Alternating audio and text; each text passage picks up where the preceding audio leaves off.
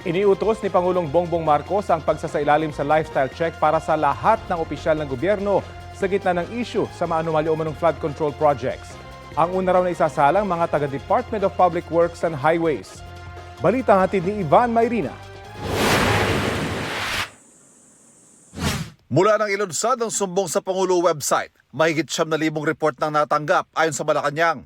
11 flood control project sa Marikina, Iloilo, Bulacan at Benguet ang na-inspeksyon ni Pangulong Bongbong Marcos. Inanunsyo ng Malacanang ang susunod nitong hakbang. Ipinag-utos ni Pangulong Ferdinand R. Marcos Jr.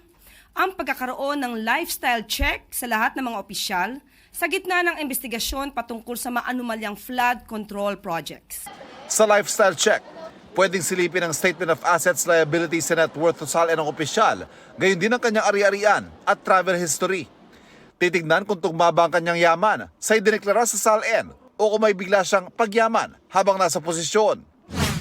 Sa ilalim ng Anti-Graft and Corrupt Practices Act, kung mapatunayan nagkamal ng yaman ng isang opisyal na higit sa dapat na kinikita niya, pwede itong basihan para matanggal siya sa posisyon. Sakop ng utos ng Pangulong lahat ng opisyal ng gobyerno, pero uunahin ng mga opisyal ng Department of Public Works and Highways o DPWH.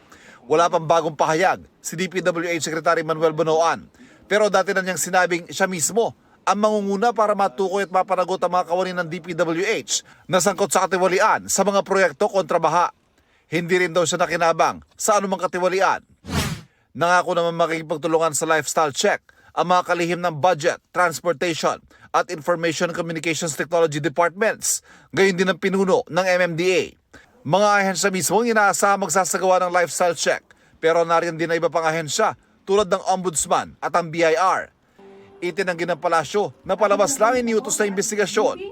Hindi rin anya dapat gawing palusot ang ulat na ang pondo sa ilang proyektong binisita ng Pangulo ay hiningi ng DPWH kaya nasa National Expenditure Program o NEP at hindi isinigitan ng Kongreso. Ito man po ay nasa NEP o parte ng insertions at proyekto ng ibang mga politiko. Hindi po nangangahulugan na hindi imbestigahan. Lahat po yan, pantay-pantay na imbestigahan. Matapos sa mga opisyal ng gobyerno at mga kasabot na kontratista, sunod namang iimbestigahan ang mga mambabatas at iba pang halal na opisyal na maaaring sangkot sa anomalya. Sa Senado natalakay naman ang umano'y sistema kung saan nagiging bahagi na ng katiwalian ang mga district engineer ng DPWH. The DPWH has become a playground of syndicates. Sila na lang yung tagatakbo ng mga contractors and who knows, maybe even the funders. Dagdag ni Lacson, dapat ding magpaliwanag ng PCAB o Philippine Contractors Accreditation Board na isang government agency sa ilalim ng Department of Trade and Industry. Information na keep coming in sa aming opisina na itong PCAB nagre-resort na sa accreditation for sale.